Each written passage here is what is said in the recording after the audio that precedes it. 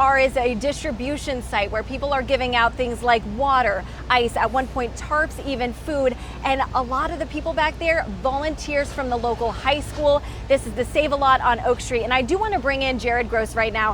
He is a county commissioner here in DeSoto County. He also helped organize the group of volunteer students who are helping at this distribution site. Thank you so much for joining us today. Yeah, that's right. So a lot of these kids that are behind us here, I mean, they've reached out to the high school athletic director last night. It was kind of a last minute effort with some of the folks at the emergency management operations just to get some of these kids out of the house, get their minds off of what they've dealt with. Some of them still without power, some of them have complete loss, some of them are just willing to pitch in. And so the community has supported these kids for years in all their sports. And so it was time for these kids to ask them and say, hey, get back to your community. I mean, it's pretty incredible to see them out here all day. It's not easy work what they're doing. Now, why do you think, and that's another thing I've seen around Arcadia today, just the community helping each other.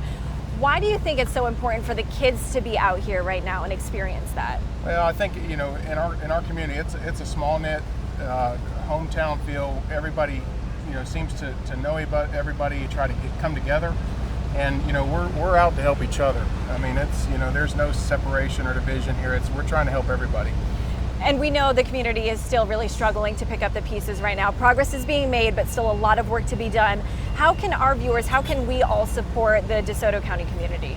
There's always needs for toiletries, tarps, building supplies, things to help these folks try and rebuild their lives that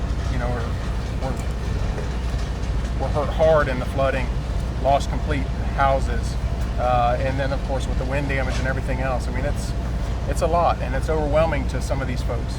It's overwhelming to the normal homeowner. It's destruction like Ian has hurt a lot of folks. And what do you want to tell the people who may have lost everything? They're kind of just lost as to what to do right now. Keep your faith, keep hope. The community's here to support you.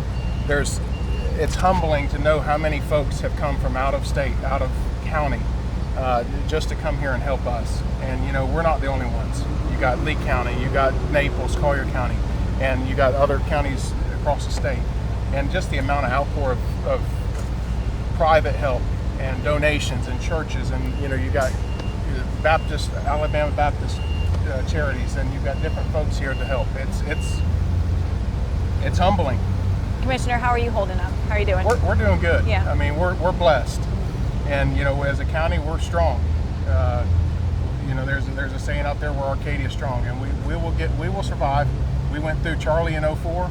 I wasn't here, but I moved here in 06 and 07, and it made this my home. And I raised my family here. I've got 2 boys and a wife, and we have a business too. And we're entrenched. We love our community.